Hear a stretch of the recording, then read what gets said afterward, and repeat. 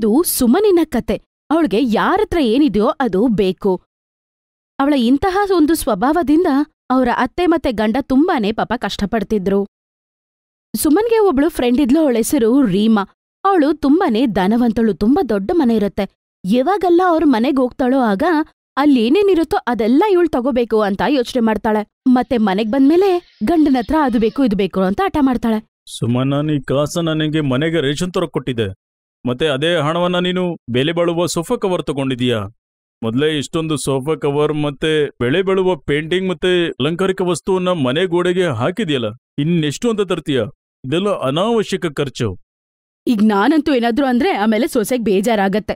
ಇಷ್ಟು costly sofa ಏನಾದ್ರೂ ಬೇಕಿತ್ತ ಹೇಳು? ಅದೇ ಸಮಯದಲ್ಲಿ ಮಕ್ಕಳನ್ನ ಬೇರೆ ಸ್ಕೂಲ್ಗೆ ಅಡ್ಮಿಷನ್ ಮಾಡಿದ್ವಿ, ದುಡ್ಡೇ ಇಲ್ಲ ನಮ್ಮ ಹತ್ರ. ಆಗ ದುಡ್ಡೇನಾದ್ರೂ ಗಿಡದಲ್ಲಿ ಬರುತ್ತಾ? ನಾವ್ ಬೇಕಾದಾಗ ಕಿತ್ಕೋಬಹುದು ಅಂತ ಅನ್ಕೊಳಕ್ಕೆ ಹೇಳಮ್ಮ. ಸುಮ್ನೆ ವೇಸ್ಟ್ ಖರ್ಚು ಮಾಡ್ಬೇಡ, ದುಡ್ಡನ್ನ ಕೂಡಿಕ್ಕೋದು ಕಲ್ತ್ಕೋಬೇಕರ್ಥ ಆಯ್ತಾ? ನನ್ನ ಫ್ರೆಂಡ್ ರೀಮಾ ಮನೆ ನೋಡಿ ಎಷ್ಟು ಚೆನ್ನಾಗಿದೆ ಗೊತ್ತಾ? ಅವಳ ಮನೆ ನಂಗೆ ನಿಜವಾಗ್ಲೂ ತುಂಬಾ ಇಷ್ಟ. ನೋಡಿದ್ರೆ ಹಂಗೆ ರಾಜ್ ಮಹಲ್ ತರ ಇರುತ್ತೆ. ಮತ್ತೆ ಇದು ಒಂದು ಏನೋ ಗುಡಿಸಲ್ ತರ ಇದೆ. ಹೆಂಗಿರೋದಿ ಮನೆಯಲ್ಲಿ? ಸುಮನ್ ಯಾರು ಹೇಳಿದ್ರು ಕೇಳೋದಿಲ್ಲ. ಅವಳು ಏನ್ ಜಿದ್ ಮಾಡ್ತಾಳೋ ಅದೇ ಬೇಕು ಅವಳಿಗೆ ಅಷ್ಟೇ. ಒಂದಿನ ಬೆಳಗ್ಗೆ ಸುಮನ್ ರೀಮಾ ಜೊತೆಗೆ ಪಲ್ಲವಿಯ ಮನೆಗೆ ಹೋಗ್ತಾಳೆ. ರೀಮಾನ ನಾದ್ನಿ ಅವಳು. ಅವಳ ಮನೆ ತುಂಬಾ ದೊಡ್ಡದು. ಪಲ್ಲವಿ ಇವಳು ನನ್ನ ಫ್ರೆಂಡ್ ಸುಮನ್. ಇವಳು ನಿನ್ನನ್ ಮೀಟ್ ಮಾಡಿದ್ರೆ ಚೆನ್ನಾಗಿರತ್ತೆ ಅಂತ ನಾನು ಕರ್ಕೊಂಡ್ ಬಂದೆ. ಹಾ, ಒಳ್ಳೆ ಕೆಲ್ಸ ಮಾಡಿದ್ರಿ.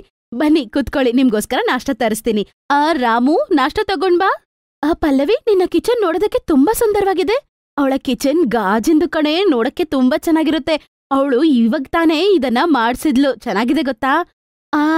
ಹೌದೌದು, ಅದು ನನ್ ಫ್ರೆಂಡ್ ಮಾಡ್ಸಿದ್ಲು.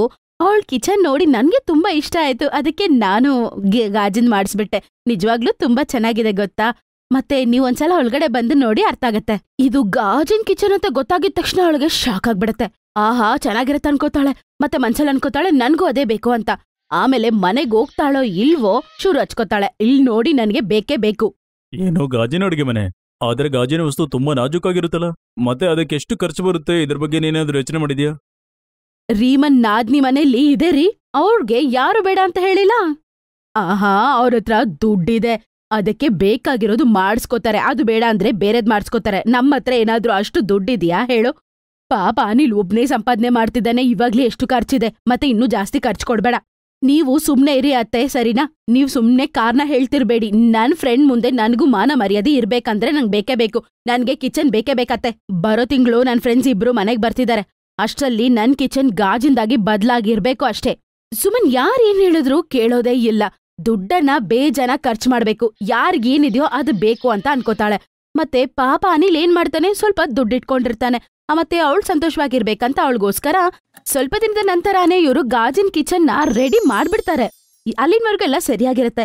ಮತ್ತೆ ಒಂದಿನ ಏನಾಗತ್ತಂದ್ರೆ, ಮಕ್ಕಳು ಎಲ್ಲರೂ ಬ್ಯಾಟ್ ಬಾಲ್ ಆಡ್ತಿರ್ತಾರೆ. ಆ ಸಮಯದಲ್ಲಿ ಬಾಲ್ ಹೋಗಿ ಅವರ ಕಿಚನ್ಗೆ ಹೋಗಿ ಬೀಳುತ್ತೆ. ಮತ್ತೆ ಅಷ್ಟೇ, ಅವ್ರ ಗ್ಲಾಸ್ ಹೊಡೆದೋಗ್ಬಿಡುತ್ತೆ. ಅಯ್ಯೋ ದೇವ್ರೆ, ಏನೋ ಒಡ್ದೋಯ್ತಾ? ಏನಾಯ್ತು? ಅಜ್ಜಿ, ಕೆಳಗಡೆ ಮಕ್ಕಳು ಬ್ಯಾಟು ಬಾಲ್ ಆಡ್ತಾ ಇದ್ರು, ಬಾಲ್ ಬಂದ್ಬಿಟ್ಟಿದೆ ನೋಡಿ, ಗ್ಲಾಸ್ ಹೊಡೆದೋಯ್ತು. ನಿಮ್ಗೇನು ಆಗಿಲ್ಲ ಅಲ್ವಾ ಮಕ್ಳೇ? ಕಿಚನ್ ಅಲ್ಲಿ ಯಾರು ಇಲ್ಲ ಅಲ್ವಾ? ಇಲ್ಲ ಅಮ್ಮ, ಯಾರೂ ಇಲ್ಲ. ಅಮ್ಮ ಅಪ್ಪ ಕೂಡ ಮಾರ್ಕೆಟ್ಗೆ ಹೋಗಿದ್ದಾರೆ. ಅಷ್ಟರಲ್ಲಿ ಸುಮನ್ ಮತ್ತೆ ಅವ್ರ ಮಗ ಬರ್ತಾರೆ. ಗಾಜಿನ ಕಿಚನ್ ತಯಾರ್ ಮಾಡಿ, ಇನ್ನು ಹೋಗ್ ನೋಡಿ ನಿಮ್ ಕಿಚನ್ ಪರಿಸ್ಥಿತಿ ಏನಂತ. ಮಕ್ಕಳಲ್ಲಿ ಬಾಲ್ ಒಡ್ದು ಎಲ್ಲ ಒಡ್ದೋಗಿದ್ಯಂತೆ. ಹೋಗ್ ನೋಡಿ, ಬೇಗ ಸರಿ ಮಾಡ್ಸು, ಇಲ್ಲಾಂದ್ರೆ ಇಲಿ ಬೆಕ್ಕು ಎಲ್ಲ ಬಂದ್ಬಿಡುತ್ತೆ. ಈ ಮಕ್ಕಳು ನಿಜವಾಗ್ಲೂ ಈ ನಡುವೆ ತುಂಬಾ ಕೊಬ್ಬಾಗ್ಬಿಟ್ಟಿದೆ. ಇರೇ ಅವ್ರಿಗೆ ಹೇಳ್ತೀನಿ ಹೋಗಿ. ಮಕ್ಕಳಿಗೆ ಹೇಳಿ ಏನೂ ಆಗಲ್ಲ, ತಪ್ಪು ನಿಂದೆ. ನೀನ್ ತಾನೇ ಮಾಡಿಸಿರೋದೇ ಗಾಜಿನ ಅಡುಗೆ ಮನೆ. ಯಾರು ಈ ತರ ಅಡುಗೆ ಮನೆ ಮಾಡ್ಸಲ್ವಾ? ಸುಮ್ಮನೆ ಇದೆಲ್ಲ ಎಲ್ಲಿ ಚೆನ್ನಾಗಿರುತ್ತೆ ಅಂದ್ರೆ ಎಲ್ಲಿ ಅಕ್ಕಪಕ್ಕ ಜನ ಇರಲ್ಲ. ಇದು ಅಂತ ಜಾಗದಲ್ಲಾಗುತ್ತೆ.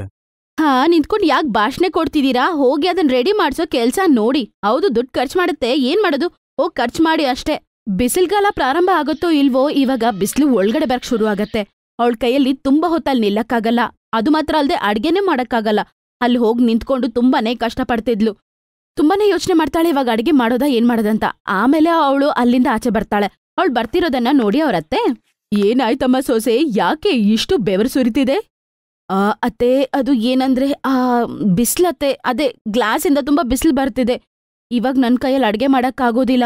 ಸಾಯಂಕಾಲ ಅಡ್ಗೆ ಮಾಡೋಣ ಅಂತ ಅನ್ಕೊಂಡೆ. ಆಹಾ, ಸರಿ ಆಯ್ತು. ನಿಮ್ಮ ಮಕ್ಕಳು ಬೇರೆ ಬರ್ತಾರೆ, ಅವ್ರಿಗೇನಾದ್ರೂ ತರ್ಸು ತಿನ್ನೋದಕ್ಕೆ. ಬೇಕಲ್ವಾ ತಿನ್ನೋದಕ್ಕೆ, ಏನ್ ಮಾಡೋದೀಗ? ಈ ಬಿಸಿಲನ್ನ ಕಾರಣವಾಗಿ ಕಿಚನ್ ಅಲ್ಲಿ ಅವ್ರ ಕೈಯಲ್ಲಿ ನಿಲ್ಲಕ್ಕೆ ಆಗೋದಿಲ್ಲ. ದೊಡ್ಡ ತಪ್ಪು ಮಾಡ್ಬಿಟ್ಟೆ ಅಂತ ಅನ್ಕೋತಾಳೆ. ಅದರಿಂದ ಅವಳು ತುಂಬಾನೇ ಕಷ್ಟಪಡ್ತಾಳೆ. ಅಲ್ಲಿ ಹೋಗಿ ಅವಳ ಕೈಯಲ್ಲಿ ನಿಂತ್ಕೊಳ್ಳೋಕೆ ಆಗೋದಿಲ್ಲ. ಅವಳು ಪರ್ದೆ ಬೇರೆ ಹಾಕಿರ್ತಾಳೆ. ಅದರಿಂದ ಇನ್ನೂ ತುಂಬಾ ಅಲ್ಲಿ ಬಿಸಿ ಆಗ್ಬಿಡುತ್ತೆ. ಒಂದಿನ ಸಾಯಂಕಾಲ ಅವಳ ಫ್ರೆಂಡ್ಸ್ ಬರ್ತಾರೆ. ಏನು ಗಾಜನ್ ಕಿಚನ್ ಮಾಡ್ಸಿದ್ಯಾ ನೀನು? ಅಯ್ಯೋ, ನಾನೇ ದೊಡ್ಡ ತಪ್ಪು ಮಾಡ್ಬಿಟ್ಟೆ ಅನ್ಕೊಂಡೆ. ನೀನು ಆ ದೊಡ್ಡ ತಪ್ಪು ಮಾಡ್ಬಿಟ್ಯಾ? ಅಲ್ಲಿ ಹೋಗಿ ನಿಂತ್ಕೊಂಡು ಅಡ್ಗೆನೇ ಮಾಡಕ್ಕಾಗೋದಿಲ್ಲಪ್ಪ. ಅದ್ರಿಂದ ನಾನೇನ್ ಮಾಡ್ದೆ ಗೊತ್ತಾ? ನೆನ್ನೆನೆ ನಮ್ ಗಂಡನ್ಗೆ ಹೇಳಿ ಮತ್ತೆ ಈ ಕಿಚನ್ನ ಬದ್ಲಾಯಿಸ್ಬಿಟ್ಟೆ ಕಣೆ. ತುಂಬಾ ಕಷ್ಟ.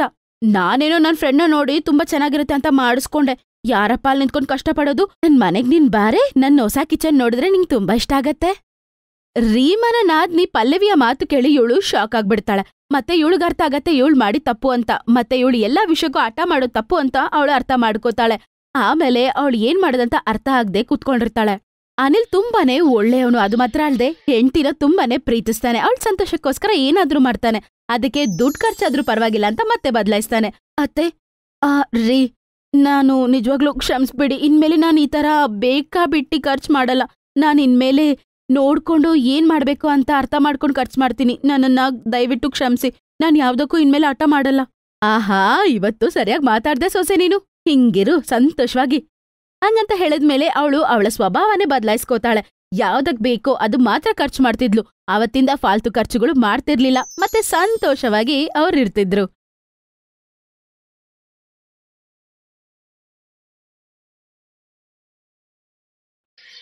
ಮುಂಬೈಲಿ ಧಾರಾವಿ ಇತ್ತು. ಅಲ್ಲಿ ಎಲ್ಲರೂ ಗುಡಿಸಲು ಹಾಕೊಂಡು ಜೀವಿಸ್ತಿದ್ರು. ಅವರ ಜೀವನ ಪೂರ್ತಿ ಅಲ್ಲೇ ಮಹೇಶ್ ಮತ್ತೆ ಅವರ ಹೆಂಡತಿ ಕೂಡ ಇದ್ರು. ಅವ್ರಿಗೆ ಒಬ್ಬ ಮಗನಿರ್ತಾನೆ. ಅವನ್ಗೆ 10 ವಯಸ್ಸು. ಅವನ್ಗೆ ಅಮಿತಾಬ್ ಬಚ್ಚನ್ನ ಹೆಸರಿಡ್ಬೇಕಂತ ವಿಜಯ್ ಅಂತ ಇಡ್ತಾರೆ. ಅರೆ ವಿಜಯ್ ಅವ್ರ ಮಮ್ಮಿ, ಸಂಜೆ ಆಗಿದೆ, ನಿನ್ನ ಕೈಯಿಂದ ಬಿಸಿ ಬಿಸಿ ಚಹಾ ಆದ್ರೂ ಮಾಡಲ್ವಾ? ಈಗ್ಲೇ ತಯಾರು ಮಾಡ್ತೀನಿ. ಅಲ್ಲಿನವರೆಗೂ ನೀವು ವಿಜಯ್ ಜೊತೆ ಆಡ್ಕೊಂಡಿರಿ. ಆಗ ಪಕ್ಕದ ಗುಡಿಸಿನಲ್ಲಿ ಜೀವಿಸ್ತಿರುವ ಮೋನಿಕಾ ಎಂಬುವ 8 ವಯಸ್ಸದ ಹುಡುಗಿ ಬರ್ತಾಳೆ. ಅಂಕಲ್, ಏನು ವಿಜಯ್ ಜೊತೆ ಮಾತ್ರ ಆಟಾಡ್ಕೋತೀರಾ? ನನ್ ಜೊತೆ ಆಟಾಡ್ಕೊಡಲ್ವಾ? ರಾಗಿಣಿ ಬಾ, ನಾವ್ ಜೊತೆಲಿ ಆಡೋಣ. ಅದು ಸುಮ್ನೆ ಕೇಳ್ದೆ ಬಿಡಿ ಅಂಕಲ್. ನಾನು ಆಂಟಿ ಹತ್ರ ಹಾಲ್ ತಗೊಂಡೋಗೋಣ ಅಂತ ಬಂದೆ ಅಷ್ಟೇ. ಹಾ ಮಗಳೇ, ಒಳಗಡೆ ಬಾ, ನಾನು ನಿಂಗೆ ಹಾಲ್ ಕೊಡ್ತೀನಿ, ಸರಿನಾ? ರಾಗಿಣಿ ಒಳಗಡೆ ಹೋಗ್ತಾಳೆ. ಮತ್ತೆ ಅವಳು ಹಾಲನ್ನ ಅಲ್ಲಿಂದ ಎತ್ಕೋತಾಳೆ. ಮತ್ತೆ ಅವಳು ತಿರುಗಿ ಆ ವಿಜಯ್ ಹತ್ರ ಹೇಳ್ತಾಳೆ, ವಿಜಯ್, ನಾನ್ ನಾಳೆ ಬರ್ತೀನಿ. ನಾವಿಬ್ರು ಆಟಾಡ್ಕೊಳ್ಳೋಣ, ಸರಿಯಾ? ಆಯ್ತು ರಾಗಿಣಿ, ಆದ್ರೆ ನಾಳೆ ಬೇಗ ಬಾ, ನಾವು ಜಲ್ದಿ ಸ್ಕೂಲ್ಗೆ ಹೋಗ್ಬೇಕು. ಸರಿ ವಿಜಯ್, ಬಾಯ್. ರಾಹಿಣಿ ಅಲ್ಲಿಂದ ಹೋಗ್ಬಿಡ್ತಾರೆ. ಆದ್ರೆ ವಿಜಯ್ನ ಅಪ್ಪ ಮತ್ತೆ ಅಮ್ಮ ಇಬ್ರು ಒಬ್ರನ್ನೊಬ್ರು ನೋಡ್ಕೊಂಡು ನಕ್ಕೋತಾರೆ. ನೋಡಿದ್ರಾ ವಿಜಯ್ ಅವ್ರ ಮಮ್ಮಿ, ರಾಗಿಣಿ ಮತ್ತೆ ವಿಜಯ್ ತುಂಬಾ ಒಳ್ಳೆ ಸ್ನೇಹಿತರಾಗಿದ್ದಾರೆ. ಹೌದು ರೀ, ನೋಡ್ತಿದ್ದೀನಿ. ಹೌದು. ಹಾ, ವಿಜಯ್ ಮತ್ತೆ ರಾಗಿಣಿ ಅವರ ಕುಟುಂಬದವರ ಮಧ್ಯೆ ಒಳ್ಳೆ ಸ್ನೇಹ ಇತ್ತು. ಅದ್ರಿಂದ ಮಕ್ಕಳಿಬ್ಬರು ಕೂಡ ತುಂಬಾನೇ ಕ್ಲೋಸ್ ಆಗಿ ಇರ್ತಿದ್ರು. ಚಿಕ್ಕಂದಿನಿಂದಲೇ ಅವರು ತುಂಬಾನೇ ಕ್ಲೋಸ್ ಫ್ರೆಂಡ್ಸ್ ಆಗಿದ್ರು. ಇಬ್ರು ಒಟ್ಟಿಗೆನೆ ಸ್ಕೂಲ್ಗೆ ಬರ್ತಿದ್ರು, ಹೋಗ್ತಿದ್ರು. ಹಿಂಗೆ ಎಲ್ಲ ಚೆನ್ನಾಗಿತ್ತು. ಆಗ ಒಂದಿನ ಸಡನ್ ಆಗಿ ಸುನಾಮಿ ಬರುತ್ತೆ. ಅಲ್ಲಿರೋ ಮನೆಗಳೆಲ್ಲ ಸಮುದ್ರದಲ್ಲಿ ಮುಳುಗೋಗ್ಬಿಡ್ತವೆ. ಎಲ್ಲರೂ ನೀರಲ್ಲಿ ಹೊಡ್ಕೊಂಡು ಹೋಗ್ಬಿಡ್ತಾರೆ. ವಿಜಯ್ ಒಂದ್ ಕಡೆ ನೀರಲ್ಲಿ ಹೊಡ್ಕೊಂಡು ಹೋಗ್ತಿರ್ತಾನೆ. ಆಗ ಸಡನ್ ಆಗಿ ಅಲ್ಲಿದ್ದ ಒಂದು ಕಲ್ಲನ್ನ ಹಿಡ್ಕೊಂಡ್ಬಿಡ್ತಾನೆ. ಅವ್ನು ನೋಡ್ತಾನೆ, ಇನ್ನೊಂದ್ ಕಡೆ ರಾಗಿಣಿ ಆ ಕಲ್ಲನ್ನ ಹಿಡ್ಕೊಂಡಿರ್ತಾಳೆ. ವಿಜಯ್, ಅಪ್ಪ ಅಮ್ಮ ಕಾಣಿಸ್ತಾನೆ ಇಲ್ಲ. ರಾಗಿಣಿ ಗೊತ್ತಿಲ್ಲ ನಮ್ಮ ಅಪ್ಪ ಕೂಡ ಎಲ್ಲಿ ಮುಳುಗಿದ್ದಾರೆ ಅಂತ. ಚಿಂತೆ ಮಾಡ್ಬೇಡ, ನಾವಿಬ್ಬರು ಒಬ್ಬರಿಗೊಬ್ಬರು ಸಹಾಯ ಮಾಡೋಣ. ವಿಜಯ್, ನನ್ನ ಅಪ್ಪ ಅಮ್ಮ ನನಗೆ ಈಗ್ಲೇ ಬೇಕು ವಿಜಯ್. ತುಫಾನಿನ ಕಾರಣದಿಂದ ಅಲ್ಲಿರೋ ಜನರು ಎಲ್ಲರೂ ಅದೇ ನೀರಲ್ಲಿ ಹೊಡ್ಕೊಂಡು ಹೋಗ್ಬಿಟ್ಟಿರ್ತಾರೆ. ಅದು ಮಾತ್ರ ಅಲ್ಲದೆ ತುಂಬಾ ಜನ ಅದೇ ನೀರಲ್ಲಿ ದಫನಾಗ್ಬಿಟ್ಟಿರ್ತಾರೆ. ಮತ್ತೆ ಆ ಮಕ್ಕಳಿಬ್ಬರು ಪಾಪ ಅಪ್ಪ ಅಮ್ಮನ್ನ ಹುಡುಕ್ತಾರೆ. ಆ ನೀರ್ ಕಡಿಮೆ ಆದ್ರೂ ಸಹ ಅಲ್ಲಿ ಎಲ್ಲೂ ಅಪ್ಪ ಅಮ್ಮ ಸಿಗೋದಿಲ್ಲ. ವಿಜಯ್, ಈಗ ನನಗೆ ಪ್ರಪಂಚದಲ್ಲಿ ಯಾರೂ ಇಲ್ಲ. ಇನ್ಮೇಲೆ ನೀನ್ ಮಾತ್ರ ನನ್ನ ಬಿಟ್ಟು ಹೋಗ್ಬೇಡ. ರಾಗಿಣಿ, ನನ್ಗೂ ಸಹ ಈ ಪ್ರಪಂಚದಲ್ಲಿ ಯಾರೂ ಇಲ್ಲ. ಈಗ ನಾವಿಬ್ಬರು ಒಬ್ಬರಿಗೊಬ್ಬರಿಗೂ ಸಹಾಯ ಮಾಡೋಣ, ಮತ್ತೆ ನಮ್ಮ ಜೀವನ ಸಾಗಿಸೋಣ. ವಿಜಯ್, ಈಗ ನನಗೆ ಯಾರೂ ಇಲ್ಲ. ಇನ್ಮೇಲೆ ನೀನ್ ನನ್ನ ಎಲ್ಲೂ ಬಿಟ್ಟು ಹೋಗ್ಬಾರ್ದು, ಆಯ್ತಾ? ವಿಜಯ್ ಮತ್ತೆ ರಾಗಿಣಿ ಇಬ್ರು ಅನಾಥಾಶ್ರಮದಲ್ಲಿ ಇರ್ತಾರೆ. ಅವರಿಬ್ರು ಬೆಳೆದು ದೊಡ್ಡವರಾದ ನಂತರ ಆಶ್ರಮನ ಕೂಡ ನೋಡ್ಕೋತಾರೆ. ವಿಜಯ್, ನೀನೇನ್ ಹೇಳ್ತೀಯೋ ಹಂಗೆ ಮಾಡ್ತೀನಿ. ಇಲ್ನೋಡು, ನಾವಿಬ್ರು ಆಚೆ ಹೋಗಿ ಕೆಲ್ಸ ಮಾಡೋಣ. ಮತ್ತೆ ಒಂದು ಚಿಕ್ಕ ಮನೆ ಕೂಡ ಕಟ್ಕೊಳ್ಳೋಣ. ಅವನು ಅಲ್ಲಿ ಇಲ್ಲಿ ಅಂತ ಕೆಲ್ಸ ಹುಡುಕ್ತಾನೆ. ಆಮೇಲೆ ಒಂದು ಡಾಬಾದಲ್ಲಿ ಅವನ್ಗೊಂದ್ ಕೆಲ್ಸ ಸಿಗುತ್ತೆ. ವಿಜಯ್, ಚಿಕ್ಕಂದಿನಿಂದ ನಾವಿಬ್ರು ಒಟ್ಟಿಗಿದ್ದೀವಿ. ಆದ್ರೆ ಇವಾಗ ಯಾರಾದ್ರೂ ನಿಮ್ಮಿಬ್ಬರ ಮಧ್ಯೆ ಸಂಬಂಧ ಏನು ಅಂತ ಕೇಳಿದ್ರೆ ನಾವು ಏನಂತ ಹೇಳೋದು? ರಾಗಿಣಿ, ನನ್ ಮನ್ಸಲ್ಲೂ ಸಾಕಷ್ಟು ಬರೀ ಪ್ರಶ್ನೆ ಬಂದಿದೆ. ಆದ್ರೆ ನಾನು ನಿಂಗೆ ಯಾವಾಗೂ ಹೇಳಲಿಲ್ಲ. ಒಂದ್ ವೇಳೆ ನೀನ್ ತಪ್ಪು ತಿಳ್ಕೊಳ್ಳಿಲ್ಲ ಅಂದ್ರೆ ಈ ಸಂಬಂಧಕ್ಕೆ ನಾನೊಂದು ಹೆಸರನ್ನ ಕೊಡ್ತೀನಿ. ನಾವಿಬ್ರು ಯಾಕೆ ಮದ್ವೆ ಮಾಡ್ಕೋಬಾರ್ದು? ನನ್ನ ಮದ್ವೆ ಮಾಡ್ಕೊಳ್ತೀಯಾ? ಇದನ್ನ ಕೇಳ್ಬೇಕಾ ವಿಜಯ್ ನೀನು? ನಿನ್ನನ್ನ ಬಿಟ್ರೆ ನಾನು ಬೇರೆ ಯಾವ ಹುಡ್ಗನೂ ಮದ್ವೆ ಆಗಲ್ಲ.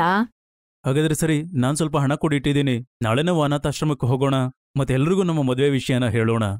ಮಾರನೇ ದಿನ ವಿಜಯ್ ಮತ್ತೆ ರಾಗಿಣಿ ಅವರ ಅನಾಥಾಶ್ರಮಕ್ಕೆ ಹೋಗಿ ಅಲ್ಲಿರುವ ವಾರ್ಡನ್ಗೆ ಅವರ ಮದ್ವೆಯ ಬಗ್ಗೆ ಹೇಳ್ತಾರೆ. ವಿಜಯ್, ನಂಗೆ ತುಂಬಾ ಖುಷಿ ಆಗ್ತಾ ಇದೆ. ಇವತ್ತು ನಿನ್ನ ನಿಜವಾದ ಜೀವನವನ್ನ ಪ್ರಾರಂಭಿಸ್ತಾ ಇದೀಯಾ. ನಿನ್ನ ಗುಣವನ್ನ ಈ ಮಕ್ಕಳೆಲ್ಲ ಕಲಿಬೇಕಾಗುತ್ತೆ. ನಾವೆಲ್ಲ ಸೇರ್ಕೊಂಡು ನಿಮ್ಮಿಬ್ಬರ ಮದುವೆಯನ್ನ ತುಂಬಾ ಜೋರಾಗಿ ಮಾಡ್ತೀವಿ, ನೀವು ಚಿಂತೆ ಮಾಡಬೇಡಿ. ಸ್ವಲ್ಪ ದಿನದ ನಂತರ ಅವರಿಬ್ರಿಗೂ ಮದ್ವೆ ಆಗತ್ತೆ. ಅದು ಮಾತ್ರ ಅಲ್ಲದೆ ಅಲ್ಲೇ ಅವರು ಒಂದು ಚಿಕ್ಕ ಗುಡಿಸಲನ್ನು ಕಟ್ಕೊಂಡು ಅವರ ಜೀವನವನ್ನು ಸಾಗಿಸ್ತಾರೆ. ಒಂದಿನ ರಾಗಿಣಿ, ವಿಜಯ್, ಎಷ್ಟು ದಿನ ಈ ಮನೇಲಿರೋದು? ನಾವು ಕೂಡ ಒಂದ್ ಸುಂದರವಾದ ಮನೆ ಕಟ್ಕೋಬೇಕಂತ ಆಸೆ. ವಿಜಯ್ ಎಷ್ಟು ಸಂಪಾದನೆ ಮಾಡಿದ್ರು ಸ್ವಲ್ಪ ದುಡ್ಡು ಅವ್ರಿಗೋಸ್ಕರ ಇಟ್ಕೊಂಡು ಅವರು ಎಲ್ಲಾ ದುಡ್ಡನ್ನ ಅನಾಥಾಶ್ರಮಕ್ಕೆ ಅವರು ಕೊಟ್ಬಿಡ್ತಾ ಇದ್ರು. ಆದ್ರೆ ಒಂದಿನ ಆ ಡಾಬಾ ಕೂಡ ಮುಚ್ಚಿಬಿಡ್ತಾರೆ. ರಾಗಿಣಿ ಮೇಲಿನವನು ನಮ್ಮ ಹತ್ರದಿಂದ ನಮ್ಮ ತಂದೆ ತಾಯಿನ ಕಿತ್ಕೊಂಡ್ಬಿಟ್ಟ. ನಂತರ ನಾವೇನಾದ್ರೂ ಮಾಡ್ಬೇಕಂದ್ರೆ ನಮ್ಮ ಕೆಲ್ಸನೂ ಕಿತ್ಕೊಂಡ್ಬಿಟ್ಟ. ವಿಜಯ್, ಆ ದೇವ್ರು ಏನಾದ್ರೂ ಕಷ್ಟ ಕೊಟ್ರೆ ಅದ್ರಿಂದ್ಗಡೆ ಏನೋ ಒಂದ್ ದೊಡ್ಡ ಕಾರಣ ಇದ್ದೇ ಇರತ್ತೆ. ಈ ರೀತಿ ಅವರ ಕಷ್ಟ ನಷ್ಟಗಳನ್ನ ಅವರಿಬ್ರು ಪಾಪ ಮಾತಾಡ್ಕೋತಾ ಇರ್ತಾರೆ. ಆಗ ಅಲ್ಲಿಗೆ ಯಾರೋ ಧನವಂತರು ಬರ್ತಾರೆ. ನೀವಿಬ್ರು ನಾಳೆನೆ ಈ ಜಾಗನ ಖಾಲಿ ಮಾಡ್ಬೇಕಾಗುತ್ತೆ. ಈ ಜಾಗ ಸರ್ಕಾರದ ಅನ್ಕೊಂಡಿದ್ದೀರಾ ನಿಮ್ ತಂದೆದ? ನೋಡಿ, ನೀವೇನೇ ಹೇಳ್ಬೇಕಂದ್ರೂ ಪ್ರೀತಿಯಿಂದ ಹೇಳ್ಬೋದಲ್ವಾ? ತಂದೆ ಮತ್ತಲ್ಲ ಯಾಕೆ ಹೇಳ್ಬೇಕು? ಸರಿ ಸರಿ, ನಾಳೆ ಎಷ್ಟಲ್ಲಿ ನಿಮ್ ಗುಡಿಸಲು ಖಾಲಿ ಮಾಡಿ, ಇಲ್ಲ ಅಂದ್ರೆ ನಾನು ಬುಲ್ಡೋಸರ್ ಹಾರಿಸ್ಬೇಕಾಗುತ್ತೆ. ಹಂಗಂತ ಹೇಳಿ ಅವರು ಅಲ್ಲಿಂದ ಹೋಗ್ಬಿಡ್ತಾರೆ. ಆಮೇಲೆ ಅನಾಥಾಶ್ರಮದ ವಾರ್ಡನ್ ಸ್ವಲ್ಪ ತಾದ್ಮೇಲೆ ಅಲ್ಲಿಗೆ ಬರ್ತಾರೆ. ವಿಜಯ್, ಯಾರೋ ಬೇಕಂತ ನಮ್ಮ ಅನಾಥಾಶ್ರಮದಲ್ಲಿ ಡ್ರಗ್ಸ್ ಮತ್ತೆ ಅಫೀಮ್ ಇಟ್ಬಿಟ್ಟ. ಆಶ್ರಮ ಮೇಲೆ ರೇಡ್ ಆಯ್ತು. ಜಾಗ ನಮ್ಮಿಂದ ಸರ್ಕಾರ ಕಿತ್ಕೊಂಡ್ಬಿಡ್ತು. ಆಶ್ರಮದಲ್ಲಿ ಇರುವಂತ ಎಲ್ಲ ಮಕ್ಕಳು ಮತ್ತೆ ಅನಾಥರಾಗ್ಬಿಟ್ರು. ನೋಡಿ, ಎಲ್ಲ ಮಕ್ಕಳು ಹೊರಗಡೆ ಇದ್ದಾರೆ, ಗೊತ್ತಿಲ್ಲ ಎಲ್ಲಿ ಇರ್ತಾರೆ ಅಂತ. ವಿಜಯ್ ರಾಗಿಣಿ ಜೊತೆ ಸೇರ್ಕೊಂಡು ತುಂಬಾ ಕನ್ಸು ಕಂಡಿರ್ತಾನೆ. ಎಲ್ಲಾನು ಈಗ ಚೂರ್ ಚೂರಾಗ್ಬಿಟ್ಟಿರುತ್ತೆ. ಸ್ವಾಮಿ, ಅದು ಬರೀ ಅನಾಥಾಶ್ರಮ ಮಾತ್ರ ಅಲ್ಲ, ನಮ್ಮಂತ ಅನಾಥ ಮಕ್ಕಳಿಗೆ ಅದೊಂದು ಮನೆ ಅಲ್ವಾ? ನಾವು ಜವಾಬ್ದಾರಿ ತಗೋತೀವಿ, ಆ ಮಕ್ಕಳನ್ನ ನಾವು ನೋಡ್ಕೋತೀವಿ. ಅವ್ರಿಗೋಸ್ಕರ ಒಂದು ಮನೆ ಕಟ್ಕೊಡೋದು, ಅವ್ರನ್ನ ನೋಡ್ಕೊಳ್ಳೋದು ನಮ್ಮ ಜವಾಬ್ದಾರಿ. ರಾಗಿಣಿ, ನೀನ್ ಸರಿ ಹೇಳ್ದೆ. ಆಮೇಲೆ ಅವರ ವಸ್ತುಗಳನ್ನೆಲ್ಲ ಎತ್ಕೊಂಡು ಅವರು ಎಲ್ಲರೂ ಅಲ್ಲಿಂದ ನಡ್ಕೊಂಡು ಹೋಗ್ತಾರೆ. ಅವರು ಹೋಗ್ತಿರುವಾಗ ಕಾಡಲ್ಲಿ ಮಧ್ಯದಲ್ಲಿ ಅವ್ರಿಗೆ ಒಂದು ಜಾಗ ಕಾಣಿಸುತ್ತೆ. ಅಣ್ಣ, ಈ ಜಾಗ ತುಂಬಾ ಶಾಂತವಾಗಿದೆ. ಈ ಜಾಗದಲ್ಲಿ ನಮ್ಗೆ ಯಾರು ತೊಂದರೆ ಕೊಡೋಕೆ ಬರೋದಿಲ್ಲ. ನಾವಿಲ್ಲೇ ನಮ್ಮ ಗುಡಿಸಲನ್ನ ಹಾಕೋಬಹುದು. ವಿಜಯ್, ನೀನ್ ಸರಿಯಾಗಿ ಹೇಳ್ದೆ.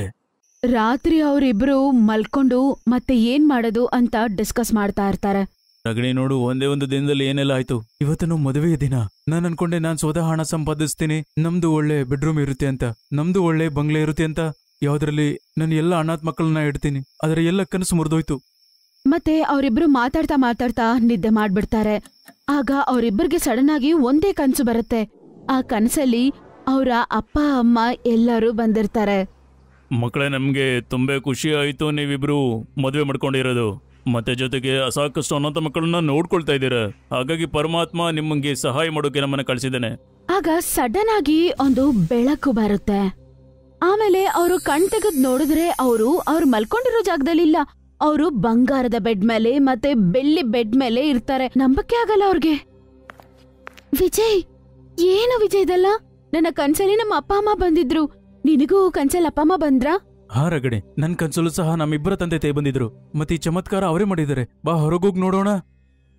ಅವರಿಬ್ರು ಆಚೆ ಹೋಗಿ ನೋಡ್ತಾರೆ. ಅವ್ರ ಕೈಯಲ್ಲಿ ನಂಬಕ್ಕೆ ಆಗೋದಿಲ್ಲ. ನೋಡಿದ್ರೆ ಆಚೆ ಅಷ್ಟು ದೊಡ್ಡ ಮನೆ ಇರುತ್ತೆ.